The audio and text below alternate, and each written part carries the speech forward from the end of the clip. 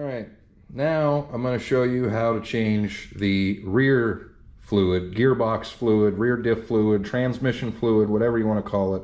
There is only one rear fluid, it's all one unit. As you can see, that's the transmission where the axle's going in, the whole unit there, all together. So this has a dipstick. It doesn't look like it has a dipstick, but right here,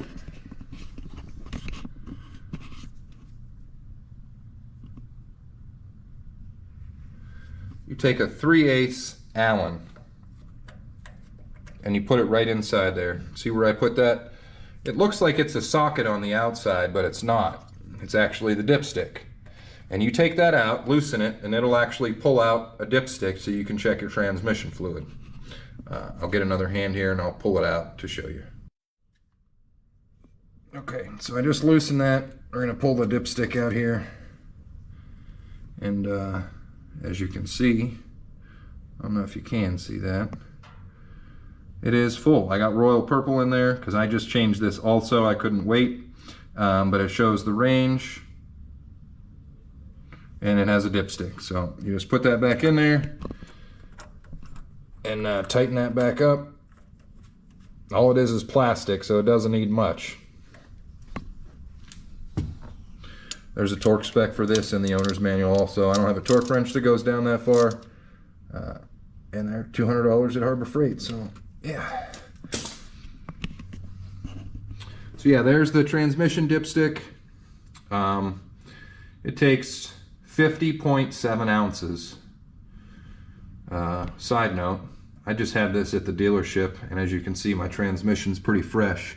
I had a clicking noise, so then they couldn't figure out what the clicking noise is, so they just said screw it, and we're going to put in 2 rear axles and a transmission. We got that clicking noise taken care of for you, buddy. So after 90 days I got it back, and I thought, well, let me just check the transmission fluid just to make sure. And I hadn't driven it since I got it back. I drained out, it was not on the dipstick, so I drained out the fluid that they had in the brand new transmission. They only had 20 ounces of fluid. It takes 51. So beware taking it to the dealer. I think a 10-year-old child could read a dipstick.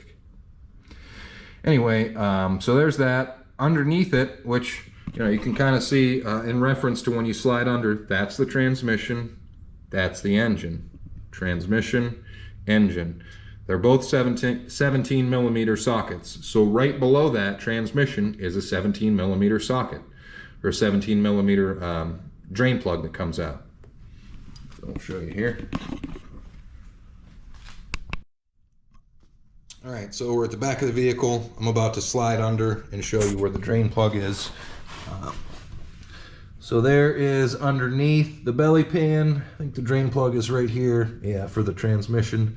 So pretty much, what is that? Almost directly center, straight into the big hole.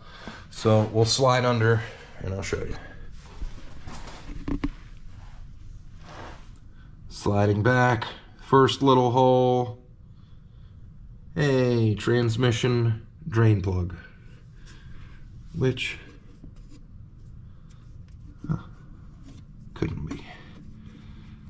I wouldn't say. No, we're good. Anyway, so that's a 17 millimeter drain plug. Take that out, let it all drain out, tighten it back up.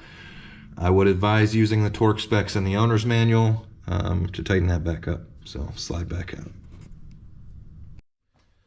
Okay, so now you got your transmission fluid drained out. Pretty simple. Pull the drain, or the dipstick that I just showed you a little bit ago, and that's where you fill it up at.